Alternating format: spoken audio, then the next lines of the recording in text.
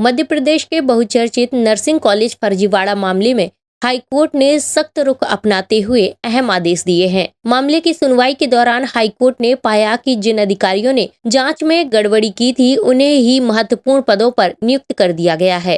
Court ने तत्कालीन director medical education doctor Jitendra Shukla और नर्सिंग काउंसिल की रजिस्ट्रार अनीता चांद को उनके पदों से हटाने के निर्देश दिए हैं। हाईकोर्ट ने पाया है कि इन अधिकारियों ने नियमों को ताक पर रखकर अपात्र नर्सिंग कॉलेजों को मान्यता दी थी। मामले के उजागर होने के बाद भी इन अधिकारियों को महत्वपूर्ण पदों पर पुनः नियुक्त कर दिया गया, जिससे न्याय प्रक्रिया पर सवाल खड़े हो गए। कोर्ट ने टिप्पणी की है कि जब मामला सीबीआई जांच और कोर्ट की निगरानी में है तो गड़बड़ी में शामिल अधिकारियों को महत्वपूर्ण जिम्मेदारियां देना अनुचित है।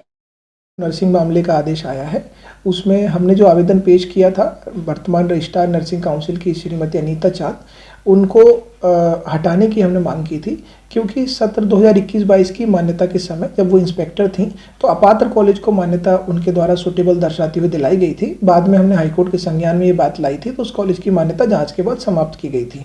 इस पूरे मामले में उनके विरुद्ध कार्रवाई करने के स्थान पर सरकार ने उन्हें रजिस्ट्रार के पद पर बैठाया था। हमने इस बात को माननीय उच्च न्यायालय में चुनौती दी थी। साथ में हमने जो वर्तमान चेयरमैन है नर्सिंग काउंसिल के, जो डॉक्टर जितेंद्र शुक्ला, उनको भी पद से हटाने की मांग की थी, क्योंकि इनके ही कार्यकाल में सारी गड़बड़ियां हुई थी और सरकार ने एक और इनके विरुद्ध नोटिस जारी किया था और वहीं दूसरे हाथ से इनको पुनः चेयरमैन के पद पर बैठाया गया था।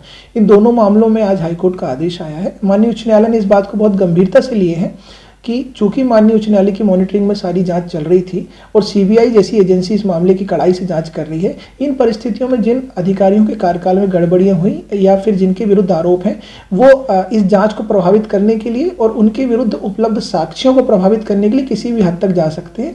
इसलिए उनका उन पदों पर बने रहना सही नहीं होगा और माननीय उच्च न्यायालय ने इन दोनों अधिकारियों को तत्काल पद से हटाने के निर्देश दिए हैं। साथ ही प्रमुख सचिव लोक स्वास्थ्य एवं चिकित्सा शिक्षा को ये कार्रवाई करके माननीय उच्च न्यायालय में कंप्लायंस रिपोर्ट दाखिल करनी होगी और इस पूरे मामले का संज्ञान लेने के लिए माननीय उच्च न्यायालय ने चीफ सेक्रेटरी को भी कहा है। साथ ही उन्होंने ये भी कहा है कि इन पदों पर अब जिम्मेदार और बेदाग व्यक्ति की तैनाती की जाए, जिससे कि जो कार्रवाई चल रही है वो निष्पक्ष रूप से हो सके। SK news live, Jabalpur.